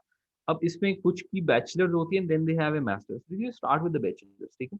उसको आप लेके चलते हो। फिर आपका जो अंडरग्रेड ईयर्स होते हैं, ठीक है? अंडरग्रेड ईयर्स हो गए, आपके ग्रेड ग्रेड ईयर्स हो गए, उसमें आपके क्या एजुकेशनल एक्सपीरियंसेस थे, ठीक है? आपका एक्स्ट्रा करिकुलर्स क्या थे वहाँ पे, ठीक है? आप वहाँ पे अपने लाइक इन चीज़ों के बारे में बताते हैं, ठीक है? उसके बाद फिर आप प्रैक्टिकल वर्ल्ड में आ जाते हैं, ठीक है? वंस यू ग्रेजुएट तो आपके प्रैक्टिकल वर्ल्ड में आते हैं। अब वहाँ पे you have something concrete to tell us, ठीक है? वहाँ पे आप उन चीज़ों के बारे में आप बताते हो, ठीक है? जैसे आप फुलब्राइट भी लाइक ये क्वेश्चन ये फुलब्राइट के अंदर मेंशन है कि it should include information about your education, practical experience, special interest and career plans, ठीक है? It is mentioned over there that you have to concentrate on these 4 things, ठीक है? ये लाज़मी मेंशन होनी चाहिए, ठीक हुँ, है? अब उसमें जो है अब डेफ़िनिटली अब उसमें अगेन अ, होती है अभी हर चीज़ हर बंदे की यही चीज़ें होती हैं। अब आपने उसमें डिफरेंटली क्या किया हुआ है, ठीक है? Like how like why Fulbright should be considering you, ठीक है? उसको उस लाइक वो आपके back of the your mind में आपकी ये चीज़ होनी चाहिए कि यार अच्छा मैं डिफरेंटली किस तरह अपने आप को डिफरेंट शो कर सकता हूँ, ठीक है? वो आपने मेंशन करनी होती हैं ये चीज़ें, ठीक है? और कनेक्शन बहुत इंपॉर्टेंट होता है। आपके पैराग्राफ टू पैराग्राफ सेंटेंसेस के बिटवीन कनेक्शन बहुत इंपॉर्टेंट होते हैं, रैंडमली थॉट्स थॉट्स नहीं थ्रो इन करनी। पहले जो ड्राफ्ट होते हैं उसमें आप रैंडम थ्रो करें, उसमें ना आप वर्ड लिमिट देखें, कुछ भी ना देखें, ठीक है? Whatever you have done just put it on the paper, put it on the screen, ठीक है? आप उसको लिखो एक दफ़ा और उसके बाद जब आप उनके अपने ड्राफ्ट को रिव्यू करते हो ना, तो उसमें आप उस चीज़ों को इम्प्रूव करो, सेंटेंस स्ट्रक्चर इम्प्रूव करें, कनेक्शंस इम्प्रूव करें, ठीक है? इससे मैं तो अपने लाइक स्टूडेंट को बहुत सिंपल एक मैंने रूल है इस पे कि अगर आपका पहला पैराग्राफ पढ़ के दूसरे पे जाने का दिल कर रहा है, तो इट्स अ गुड स्टेटमेंट। ठीक है, अगर आपका अपना ही नहीं दिल कर रहा ना, तो फिर इट्स नॉट समथिंग कि रिव्यूअर जो है वो मेहनत करके अगले पैराग्राफ पे जाएगा। वो चला तो जाएगा क्योंकि वो रिव्यू करने बैठे, लेकिन उसका वो interest lose करेगा। ठीक है, और ये आपकी स्टेटमेंट से ना आपकी बहुत एप्लीकेशन की कंपनी की बायसनेस आप जो भी उसके बैक ऑफ द माइंड में उस आपकी स्टेटमेंट चल रही होती है, कॉन्स्टेंटली चल रही होती है कि अच्छा यार इसने ये किया था, ये किया था, ये किया था। ठीक है, तो आपको कहीं न कहीं वो इस चीज़ पे रिवॉर्ड आउट कर देते हैं, ठीक है? तो इसलिए अपनी स्टेटमेंट्स बहुत लाइक स्ट्रॉन्ग रखें। वर्ड लिमिट क्या होनी एट द चाहिए? एंड आपने ये भी बताना होता है personal statement 700 to 750 words, don't exceed the 750 words क्योंकि 750 वर्ड्स के ऊपर वो आपको सबमिट ही नहीं करने देगा। ठीक है। ठीक है? तो जब आप लाइक क्योंकि ऑब्वियसली आप वर्ड में लिखते हैं, आप पहले एडिटेबल फाइल में लिखते हैं और वहाँ से कॉपी पेस्ट करते हैं। ठीक है? तो जब आप कॉपी पेस्ट करेंगे तो एक वर्ड भी ऊपर होगा तो वो आपको जाने नहीं देगा। तो मिनिमम 700 ठीक है एंड मैक्सिमम 750 वर्ड ठीक है? आप उसमें इसको लेके रखें। ठीक है? Don't mention out specific universities ठीक है ओवर हियर। हाँ, अगर कोई प्रोग्राम है, ठीक है? उसकी को लेकिन that like these are the things for the SRO मैं उसमें आता हूँ अभी। ठीक है? और फुलब्राइट ने यहाँ भी क्वेश्चन के अंदर मेंशन किया होता है कि do not mention specific US universities at which you would like to study because उसका नीचे एक सेक्शन है। तो you don't have to waste your words over here ठीक है बाय मेंशनिंग दोज़ ठीक है? इसलिए आप इस चीज़ को मेंशन आउट नहीं करते हो। ठीक है? तो स्टार्ट विद योर मोटिवेशन ठीक है? Then comes your undergrad years ठीक है? तो गैट ईयर्स ठीक है? Then comes your professional experience and in between are your achievements ठीक है? Like at like any particular point आपकी जो भी अचीवमेंट है अच्छा उसको वो रिलेटेड भी होनी चाहिए, रैंडम अचीवमेंट्स नहीं थ्रो करनी है। ठीक है? लाइक थोड़ा-सा रिलेशन होना चाहिए क्योंकि एक स्टोरी लाइन आप बिल्ड अप करें, नैरेटिव बिल्ड अप कर रहे हैं, ठीक है? तो उसके अंदर रिलेशन बहुत ज़्यादा इंपॉर्टेंट है। ठीक है? तो उससे आप बिल्ड करके आते हैं, फिर आप जो है उसको देखते हैं आप करंटली क्या कर रहे हैं और जब आप यूएस जाएँगे तो आप उससे वहाँ से क्या सीखेंगे, किस तरह आप चीज़ें करेंगे तो उनकी आपकी इम्प्लीकेशन होगी। ठीक है? So personal statement is more of your past, present in slight glimpse of a future. ठीक है? अब मैं आता हूँ स्टडी ऑब्जेक्टिव पे, ठीक है? क्योंकि जहाँ पे आपकी पर्सनल स्टेटमेंट एंड होती है ना, वहाँ से आपका स्टडी ऑब्जेक्टिव एक्चुअल में स्टार्ट होता है, ठीक है? तो स्टडी ऑब्जेक्टिव की बड़ी डिटेल स्टेटमेंट गिवन है, ठीक है? Like I will read out some portion of it कि write a clear and detailed description of your study research objective and give your reasons of wanting to pursue them कि आप जो degree करने जा रहे हैं, ठीक है? आपकी रीजंस क्या हैं, ठीक है? लाइक बहुत सारे लोगों को ये नहीं पता डिग्री सिलेक्शन नहीं होती है उनसे, ठीक है? क्योंकि वो कन्फ्यूज़्ड होते हैं, ठीक है? उनको ये नहीं है तो आप बैठो आराम से पहले इसको आराम से सिलेक्ट आउट करो कि अच्छा like this is my degree, this is my professional experience, मेरा इंटरेस्ट इस साइड पे है, ठीक है? तो I want to pursue that, ठीक है? अब उससे रिलेटेड मैं अपने एक्सपीरियंसेस जो भी मेरे हैं, मैं उन चीज़ों को मेंशन आउट करता हूँ, ठीक है? तो इसमें आप जो हो वो अपना स्टार्ट आउट करते हो अपने प्रोफेशनल एक्सपीरियंस से ही आप स्टार्ट आउट कर लेते हो, ठीक है? जो स्टार्टिंग कैन बी एनीथिंग, ठीक है? मेबी आप किसी प्रोजेक्ट से स्टार्ट कर लेते हो। May be a current like कोई भी इकोनॉमिक सिचुएशन है, लेट्स जस्ट से कि जी आप कोई पब्लिक पॉलिसी में करना चाह रहे हो मेजर। कोई आप पॉलिसी की कोई चीज़ मेंशन कर सकते हो कि लाइक दिस हैपेंड ठीक है और उसमें इसमें ये चीज़ें हुई थी। ठीक है, ये कर सकते हो। फिर आपको उसको लिंक करना होता है अपने एक्सपीरियंसेस के साथ, अपनी रिसर्चेज़ के साथ। आप उसमें बताते हो कि मैंने ये चीज़ें की हैं उसमें ये चीज़ें मैं इम्प्लॉय कर चुका हुआ हूँ और यहाँ मुझे हर्डल्स आए हैं, ठीक है? Because I didn't had that specific knowledge या मेरा नॉलेज बेस वहाँ पे कम था, ठीक है? वो आप वो चीज़ें मेंशन तो जब आप ऑब्वियसली जब यूएस डिग्री करने जा रहे हो, तो व्हाई पर्टिकुलरली दैट डिग्री ठीक है? उसमें आप क्या-क्या आपका लर्निंग यहाँ से किस तरह डिफरेंटली कर रहे हैं उन चीज़ों को। एनर्जी की आप ले लो, आप एनर्जी के ऊपर बात कर सकते हो कि अगर एनर्जी के अंदर बहुत सारे लोग लाइक जो हमारा एनर्जी क्राइसिस है उससे स्टार्ट करते हैं, ठीक है?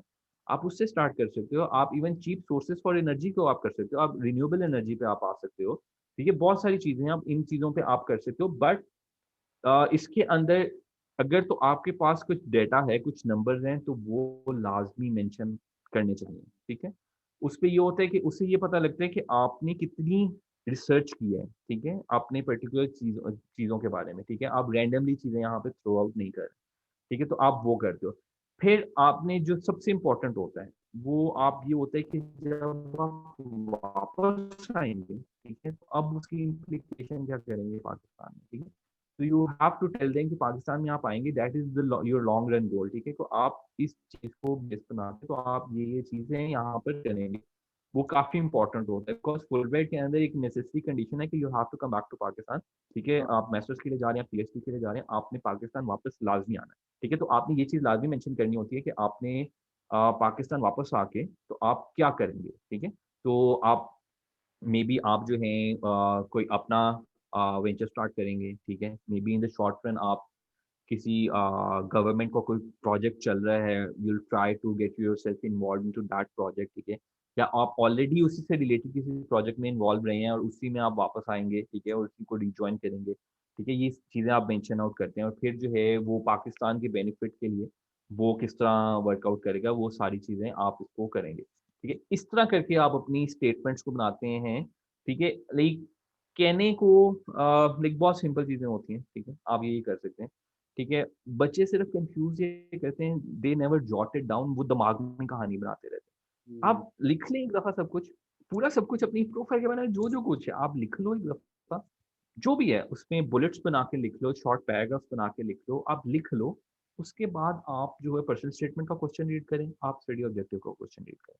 हुँ, और वहाँ से आप फिर देखें कि अच्छा मेरी ये चीज़ें हैं, these are the portion of personal statement, so I should be putting these things over here. These are the things that I should be mentioning in my study objective. आप उस तरह करके देखिए। यहाँ पे बहुत सारे बच्चे एक चीज़ ये गलती करते हैं कि वो एक ऑलरेडी फुल ब्राइट पे होके आ चुके हैं, उनकी स्टेटमेंट्स रीड करने पे उनका ज़्यादा इंटरेस्ट होता है rather than developing their own statement. अच्छा, कर लें रीड, बुरी बात नहीं है, करनी बल्कि करनी भी चाहिए, ठीक है? लेकिन अपनी ड्राफ्ट बनाने के बाद, ठीक है? आप अगर ये सोचेंगे कि मैंने वो वाली उसी का पैटर्न मैंने फ़ॉलो कर लिया ना तो मेरा भी हो जाएगा, ऐसा नहीं होता। हर बंदे के अपने यूनिक यूनिक एस्पेक्ट्स होते हैं, ठीक है? कुछ लोगों का स्टाइल ही डिफरेंट होता है राइटिंग का, ठीक है? वो इस सारे क्वेश्चन को बहुत डिफरेंट तरीके से आंसर करेंगे, ठीक है? और उनको भी मिलती है फुल ब्राइट। कुछ लोग जो हैं एक सिंपल पैटर्न में करते हैं, उनको भी मिलती है फुल ब्राइट, ठीक है? तो हर बंदे का अपना यूनिक एस्पेक्ट्स है, हर बंदे की अपनी यूनिक चीज़ें हैं, ठीक है? आप उनके ऊपर फ़ोकस रहें। आपने अपना एक ड्राफ्ट लिख लिया, उसको थोड़ा रिफाइन कर लिया, उसके बाद आप स्टेटमेंट रीड करें, हुँ, ठीक है? फिर यहाँ पे बड़े बच्चों के सवाल होते हैं कि जी आप ना हमें ऐसी स्टेटमेंट कोई दें जो इस पर्टिकुलर फ़ील्ड के अंदर गया हो और उसने उसको फुल ब्राइट मिल गई हो। हैं हमारे पास, ठीक है? But again that's the private data, ठीक है? मैं नहीं शेयर करना चाहूँगा और सेकंडली आपने सिर्फ़ स्टेटमेंट पढ़नी होती है ना, आपने सिर्फ़ उसमें ये देखना होता है कि पैटर्न किस तरह फ़ॉलो हो रहा है, बराबर। स्ट्रक्चर्स क्या हैं, सेंटेंस की कनेक्टिविटी किस तरह है। आपने ये नहीं देखना होता अच्छा है उसका ये आइडिया था, मैं भी इस तरह का कोई आइडिया थ्रो इन करता हूँ तो आई गेट स्कॉलरशिप, ऐसा नहीं होता, ठीक है? तो आपने अपने आइडियाज़ की बेस पे अपनी चीज़ों के आपने वो बनाना होता है, ठीक है? तो like don't read multiple statements, ठीक है? जस्ट फॉर द फैक्ट कि आप थोड़ा-सा रेफरेंस ले लो कि अच्छा एक स्टेटमेंट की अच्छी स्टेटमेंट किस तरह लिखी होती है, बस रीड आउट करो उसको। और वो हमने बल्कि अपनी वेबसाइट पे ब्राइटिंग की वेबसाइट पे भी we have given sample statements जो कि आइडिया दे देती हैं कि एक अच्छी स्टेटमेंट किस तरह की होती है, ठीक है? तो ये एक होता है आपका brief about the personal statement of study of बिल्कुल ठीक हो गया।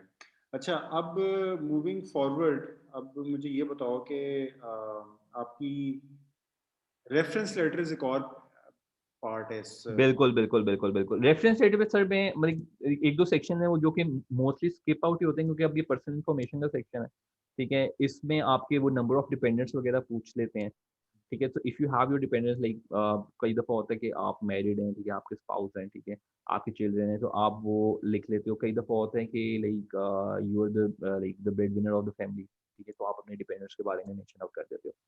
ठीक है? फिर अगेन यहाँ पे फिर दोबारा एक अदर स्कॉलरशिप का आता है सेक्शन, ठीक है? तो इसमें आप अपनी फॉरेन स्कॉलरशिप्स के बारे में लिख सकते हैं, ठीक है? आप Commonwealth, Chevening, Chinese government scholar अच्छा हाँ, यहाँ पे बच्चे ना अगर कई दफ़ा गए होते हैं दूसरे कंट्रीज़ में फॉरेन स्कॉलरशिप पे, अच्छा, वो हेजिटेट करते हैं लिखने में। अच्छा, इसमें हेजिटेट नहीं करना चाहिए क्योंकि आप स्कॉलरशिप पे गए हैं and you have come back to your country and you have serve your country. तो आप वो चीज़ मेंशन आउट करें तो इससे बड़ा एक पॉजिटिव इफेक्ट जाता है उनके पास कि ऑलरेडी आपके पास एक एक्सपोज़र है और आप उसने उसको बड़ा अच्छा चैनलाइज़ किया है, ठीक है? तो आप इसको यहाँ पे लाज़मी मेंशन करें if you have any government scholarship या आप किसी इंस्टीट्यूट की तरफ से आप एक्सचेंज प्रोग्राम पे गए हो, तो आप इस चीज़ को मेंशन आउट करो यहाँ पे। अब सर मैं आता हूँ आपके रेफरेंस लेटर्स पे। अच्छा, पहले तो ब्रीफली ये बता दूँ कि रेफरेंस लेटर की सबमिशन फुलब्राइट आपको 2 ऑप्शंस देता है। फर्स्ट इज़ कि आप वहाँ पे मेंशन आउट करते हैं उनका डोमेन बेस्ड ईमेल एड्रेस, ठीक है? अगर कोई किसी इंस्टीट्यूट के अंदर हैं, तो उस at the rate ABC like आपका जो भी ईमेल एड्रेस है, at the rate of that particular domain name, ठीक है? जिस तरह लाइक ब्राइटलिंग प्रेप का है, ठीक है? तो वो अपना ब्राइटलिंग प्रेप का इस तरह करके लिख रहे हैं। तो इस तरह जहाँ पे आपका यूनिवर्सिटी का डोमेन नेम है या आप किसी प्रोफेशनल इंस्टीट्यूट में हैं या आप किसी प्रोफेशनल के काम कर रहे हैं, तो उनका डोमेन नेम होना चाहिए, ठीक है? वो अगर तो डोमेन नेम है तो बड़ा सिंपल है, वो उनको ईमेल चली जाती है रेफरेंस लेटर की, तो वो वहाँ से सबमिट करा देते हैं। बहुत सारे लोगों का खास तौर पे सिविल सर्वेंट्स का, ठीक है? वहाँ पे डोमेन्स नहीं होती हैं, ठीक है? वहाँ पे either Hotmail email address, Gmail email address या याहू के ईमेल एड्रेसेस होते हैं। तो कोई इश्यू नहीं है, फुलब्राइट कहता है ठीक है आप उनको कहें, ठीक है? वही आप ईमेल डालें, उनको ईमेल जाती है, ठीक है? ईमेल के अंदर वो पूरा फॉर्म होता है, they have to fill it out, they have to then sign it, stamp it and then scan them back, ठीक है? वहाँ पे वो उसको स्कैन करके वो फुलब्राइट को वो ईमेल एड्रेस गिवन होता है, ठीक है? वहाँ पे रेफरेंस नंबर वो स्टूडेंट का डाल के तो वो आपको उनको वापस भिजवाना होता है, which is even a simpler thing, ठीक है? पहले होता था कि आप उसको एनवेलप के अंदर साइन सेंड स्टैम्प सील करके आप भिजवा देते। तब उन्होंने वो भी ईज़ी कर दिया कि आप सिर्फ उसको साइन स्टैम्प करके स्कैन करके तो आप उसको भिजवा सकते हैं। अच्छा, अब now comes the content for the reference letter. काफ़ी ज़्यादा तो उसमें टिक बॉक्सेस होते हैं, ठीक है? वो आपसे लाइक आपके डिफरेंट एट्रिब्यूट्स के ऊपर वो उनसे क्वेश्चन आउट कर रहे होते हैं, ठीक है? तो उसमें if you have like a good relation with your recommender, ये जो कि नॉर्मली होता ही है, ठीक है? इसी बेस पे वो आपको रिकमेंडेशन लिख के दे रहे हैं, ठीक है? तो आप वहाँ पे उनको कहें जी जो भी उनका बेस्ट पॉसिबल है, वो आप उसको टिक आउट करें, ठीक है? फिर उनके पास एक गिवन स्पेस होती है जहाँ पे they have to like tell about like the candidate, ठीक है? अब वहाँ पे ना जो तो अच्छे रेफरीज़ हैं, ठीक है? वो they will ask your statements, ठीक है? They will ask about your resume, ठीक है? और उसकी बेस पे दे विल एंडोर्स थिंग्स, ठीक है? That like they know like personally about you और प्रोफेशनली अबाउट यू, तो दे एंडोर्स दोज़ स्टफ, ठीक है? तो इसमें कोई ये नहीं है कि बहुत लंबा होना चाहिए, बहुत छोटा होना चाहिए, ठीक है? उसकी लेंथ मैटर नहीं करती है, ठीक है? वो रिकमेंडर के डिस्क्रिप्शन पे होता है, वो कितना उसको लिखे, ठीक है? As long as he is not just putting in generic stuff, ठीक है? वो स्पेसिफिकली कोई चीज़ें एंडोर्स करें, तो it's a good reference rate. फिर रेफरी की प्रोफाइल होती है, ठीक है? कई दफ़ा आप ना कोई ऐसा रेफरी सिलेक्ट आउट कर लेते हैं जिसकी प्रोफाइल तो बहुत अच्छी है लेकिन आपके साथ रिलेशन नहीं है, आपकी जो हायरार्की के अंदर वो बहुत ऊपर आता है, ठीक है? Maybe you have some personal relation with like that person, ठीक है? वो आपको लिख तो देगा बट हायरार्किकली आप बहुत नीचे हो, मेबी 2-3 बंदे बीच में आते हैं और उसके बाद आप उसको रिपोर्ट करते हो। अनलेस और until you haven't directly reported to that guy, ठीक है? तो आई विल स्ट्रांगली से कि आप उससे बेहतर है कि अपना इमीडिएट मैनेजर है, ठीक है? आप उससे ले लो। ठीक है? इसी तरह जब आप एकेडमिक में आते हैं, तो एकेडमिक के अंदर it's not necessary that you get a reference letter from the dean, ठीक है? अगर आपके कोई एसोसिएट प्रोफेसर हैं, असिस्टेंट प्रोफेसर हैं, उनकी प्रोफाइल अच्छी है, उन्होंने आपको कोर्स पढ़ाए हुए हैं, you have good grades with them, you have done projects with them, ठीक है? तो आप उनके बारे में लिख सकते हो। The people who are like basing their application और maybe mentioning your their final year project, ठीक है? जो कि अक्सर यूनिवर्सिटीज़ में होता है, ठीक है? अगर वो उसमें करें तो इट्स बेटर कि वो एकेडमिक रिकमेंडेशन उस बंदे से लें जिसने आपका फाइनल ईयर प्रोजेक्ट जो है वो सुपरवाइज़ किया होता है, क्योंकि final year project is a whole year thing और लाइक बहुत सारा प्रैक्टिकल नॉलेज आप उसमें गेन आउट करते हैं। तो इट्स बेटर कि आप उससे लें क्योंकि वो आपको बहुत अच्छी तरह जानते हैं और उसकी एंडोर्समेंट की काफ़ी वैल्यू होगी, हुँ, ठीक है? फुलब्राइट के अंदर लेटर ऑफ रेफरेंस का वेटेज होता है, ठीक है? सो लाइक आपका रिकमेंडेशन लेटर अच्छा होना चाहिए और खाली फुलब्राइट में नहीं, जब आप सिलेक्ट हो जाते हैं तो तब इसका उससे ज़्यादा वेटेज होता है। Because the university sees this letter of reference, ठीक है? फॉर क्वाइट सम थिंग्स, ठीक है? तो इसके लिए आप एक अच्छा रिकमेंडर लें, ठीक है? और अच्छी एक रिकमेंडेशन आपकी होनी चाहिए। बहुत सारे प्रोफ़ेसर्स आपको बता भी देते हैं कि हम आपकी रिकमेंडेशन क्या दे रहे हैं, तो आप उनसे डिस्कस कर सकते हो, आप उनको अपने एसेस पढ़वा सकते हो, आप उनको अपनी रिज्यूमे शेयर कर सकते हो, ताकि वो आपको एक अच्छा रिकमेंडेशन लेटर दे के दें जिसमें चीज़ें इंडोर्स हो रही हैं। ठीक है, फुल ब्राइट में आपको 3 रिकमेंडेशन रिक्वायर्ड होते हैं। एक आपका प्रोफेशनल होता है, एक एकेडमिक होता है और थर्ड वन के अंदर आपके पास चॉइस होती है ईदर एकेडमिक ईदर प्रोफेशनल। अब जो फ्रेश ग्रेजुएट्स हैं, ठीक है, दे गेट कन्फ्यूज़्ड कि सर अब हम एक प्रोफेशनल कहाँ से लें? तो वो अपना प्रोफेशनल जो है वो अ इंटर्नशिप का लेकर आ सकते हैं, ठीक है? ये even that counts as a professional thing, तो आप उसका भी लिख सकते हैं, ठीक है? और अगर बिल्कुल ही नहीं है, नहीं ना आरएशिप की, ना टीएशिप की, कोई इंटर्नशिप भी नहीं है, तो फिर आप दूसरा भी एकेडमिक ले लेते हैं, ठीक है? तो वो फिर क्योंकि आपकी प्रोफाइल से वो विजिलेंट हो जाता है कि आप तो बिल्कुल फ्रेश हैं, तो फिर आपके तीनों ही एकेडमिक लेटर ऑफ रेफरेंसेस आते हैं, ठीक है? ठीक है। अच्छा, वो एक और यहाँ पे क्वेश्चन एक ये रेफरेंसेस बहुत सारे जो रेफरेंस होते हैं, फिर आप बिलाल एक सेकंड, तुम्हारी ना आवाज ब्रेक कर रही है बीच में। अ,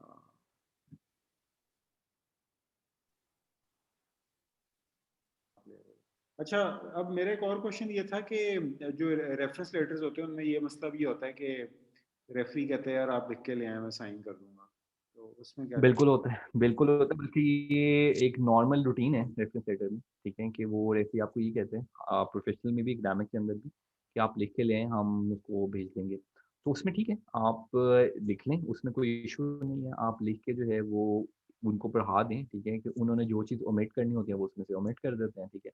और वो भेज देते हैं, ठीक है? और आप उसमें ज़्यादा फ्लैशी लैंग्वेज ना यूज़ करें, ठीक है? क्योंकि इट डज़न्ट लुक रियलिस्टिक।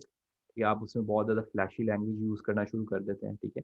और अल्टीमेटली वो रेफ़री आपका पढ़ता ही है, ठीक है? आपका रिकमेंडेशन लेटर वो लाज़मी पढ़ता है बिफोर सबमिटिंग इट, जाहिर ठीक है? तो उसमें से वो चीज़ें निकाल देते हैं जहाँ पे अगर उनको लगे कि यार ये बहुत ज़्यादा बच्चे ने जो है ना अपनी बहुत ज़्यादा ही तारीफ़ें कर दी, ठीक है? है। तो वो उस चीज़ को वो रिमूव आउट कर देते हैं, ठीक है? ये हो जाएगा। अच्छा, तो बेसिकली ये है कि अगर तो आपके पास कोई प्रोफेशनल नहीं है तो आप सारे एकेडमिक फिर कर लें, सारे एग्ज़ाम बिल्कुल, वरना बिल्कुल। अदरवाइज आप कोशिश करें कि एक प्रोफेशनल और दो एकेडमिक कर लें। अच्छा, वन मेरा हुँ। एक और क्वेश्चन ये आता है कि जो एक इन्होंने सेक्शन दिया होता है आपकी फाइनेंशियल, हाँ, मैं उस पे आता हूँ। I am just getting to that. जब आपका लेटर ऑफ रिकमेंडेशन का सेक्शन खत्म होता है, तो फिर आपका पर्सनल इन्फॉर्मेशन 2 का सेक्शन स्टार्ट होता है। उसमें they will ask you proposed length of stay in the US. वो आपकी डिग्री पे डिपेंडेंट होते हैं। कुछ आपकी 1 ईयर्स डिग्री हैं, कुछ 2 ईयर्स डिग्री हैं। अगर आप पीएचडी प्रोग्राम के लिए जा रहे हो, तो वो 5 ईयर्स डिग्री है। तो आप वहाँ पे अपनी डिग्री के accordingly you mention that. Arrival date हमेशा जो होगा, वो अगर आप 2021 में अप्लाई कर रहे हो, so your arrival date will be for 2022 towards the whole year process. ठीक है? फिर दे आस्क यू कि how you got to know about Fulbright scholarship, ठीक है? तो वो आप बता सकते हो, उनकी डिफरेंट ऑप्शंस गिवन होती है, उसमें से आप कोई भी सिलेक्ट आउट कर सकते हो, ठीक है? फिर इनके पास एक ऑप्शन होती है, have you participated in any of the US government sponsored program list below. अब उसमें जो यू ग्रेड वाले हैं, ठीक है? वो मेंशन आउट कर सकते हैं अपना प्रोग्राम, ठीक है? ये होता है। ठीक है? बाकी जो होती है वही ऑथराइज़ेशन और रिलीज़ ऑफ इन्फॉर्मेशन है। फिर उनका एक सेक्शन है पर्सनल फाइनेंशियल इन्फॉर्मेशन का। It's an optional selection, optional section, ठीक है? ज़रूरी नहीं है कि आप उसको फिल आउट करें, ठीक है? कई बच्चे इसमें कन्फ्यूज़ हो जाते हैं कि सर हम इसमें यहाँ पे क्या मेंशन करें, ये हमने क्या करना है, यहाँ पे क्या करना है? आप कुछ भी ना मेंशन करें, तो इवन दैट्स टोटली फाइन, ठीक है? उसमें वो कोई आपको पीछे नहीं पड़ जाएँगे कि आपने यहाँ पे तो कुछ नहीं मेंशन किया हुआ, ये है, वो है। It's a fully funded scholarship. They cover each and everything. ठीक है, तो they're not concerned about your financial information. The reason like that we believe कि ये क्यों पूछते हैं, जिस तरह अगर आपके आपके स्पाउस हैं, ठीक है, आप उनको लेके जाना चाह रहे हैं या आपके डिपेंडेंट्स हैं, तो उस रीज़न पे वो पूछते हैं कि आप उनको किस तरह like how you will fulfil there needs ना, तो उसके रीज़न के लिए वो ये आपसे चीज़ें पूछते हैं, ठीक है?